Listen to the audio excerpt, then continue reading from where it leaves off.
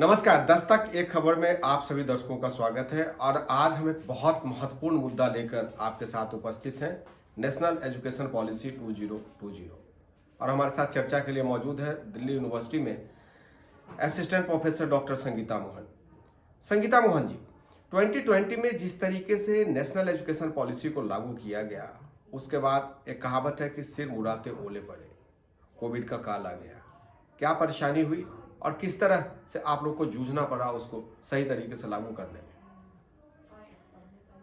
देखिए, ऐसा है कि पॉलिसी तो आ गई थी और सब लोग तैयार थे और सब तरफ उसको लागू करने की तैयारियां और कवायदें चल रही थी। इतने में कोविड-19 का आगमन हो गया, या कुछ भी कहें, उसमें ऐसे प्रलयंकारी स्थिति हो गई कि हमें एकदम से लॉकडाउन पे जाना पड़ा सरकार को, और इसके अलावा कोई चारा भी नहीं था।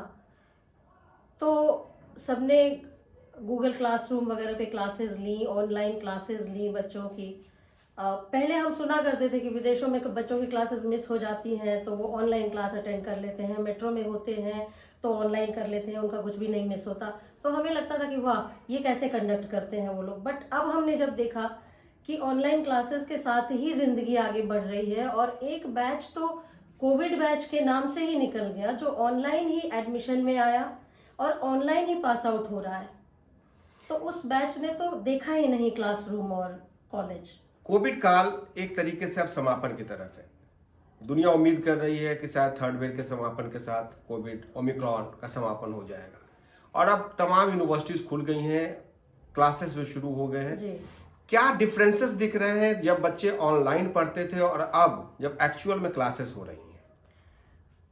डिफरेंस तो बहुत बड़ा है, क्योंकि जब ऑनलाइन क्लासेस शुरू हुई तो हमारे पास जो इंस्ट्रक्शंस आए और जो डायरेक्शंस दिए गए वो ये थे कि ओपन बुक एग्जाम्स होंगे, जब तक क्लास ऑनलाइन रहेगी ओबीई होगा। तो जब बच्चा किताब खोल के आंसर स्क्रिप्ट्स पे अपने आंसर्स लिख रहा है और आंसर स्क्रिप्ट को स्कैन करके अपलोड कर रहा है, जाहिर सी बात है कि एज अ टीचर आप भी चाहेंगे और मैं भी चाहूँगी कि बच्चे पास हो जाएं।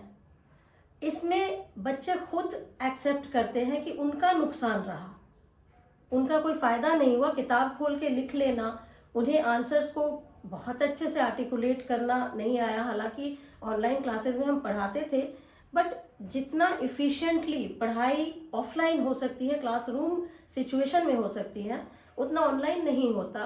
तमाम कोशिशों के बाद भी घरों में डिस्टर्बेंसेस हो जाते हैं, ऑनलाइन क्लासेस जो है बीच में डिस्टर्ब हो जाती हैं। दिल्ली यूनिवर्सिटी में एक चर्चा शुरू है कि अब जितने भी बच्चे 12वीं पास होंगे उनकी परीक्षा के अंक पर नहीं, बल्कि दिल्ली यूनिवर्सिटी जो अपनी परीक्षा लेगी उन अंकों के आधार पर नामांकन होगा। इससे क्या क्या सुविधाएं होंगी और नेशनल एजुकेशन पॉलिसी को लागू करने में कितनी सहूलियत होगी? देखिए, ये सवाल तो आपका बहुत ही अच्छा है, लेकिन मैं इसके साथ ही ये भी बता दूं आपको कि जैसे मैं मैनेजमेंट डिपार्टमेंट की फैकल्टी हूँ, तो मैनेजमेंट डिपार्टमेंट तो हमेशा से ही एंट्रेंस ले रहा है, और अब पिछले 2 सालों से वो एंट्रेंस जो है एनटीए करा रही है। तो हमारे डिपार्टमेंट में एंट्रेंस होते थे हमेशा, और उसके बाद ही वो क्वालिफाई करके ही बच्चे आते हैं। बाकी गवर्नमेंट का अगर ये फैसला है कि सारे डिपार्टमेंट में एंट्रेंस के बाद एडमिशन्स लिए जाएं, तो मैं इस फैसले का स्वागत करती हूँ, क्योंकि बड़े सारे बच्चे ऐसे हैं जो मेरिटोरियस होते हैं, बट किसी न किसी वजह से वो उस वक्त 12वीं के एग्जाम्स में बहुत अच्छा नहीं मार्क्स ला पाते और इस तरह फर्स्ट सेकंड थर्ड लिस्ट में नहीं सिलेक्ट हो पाते।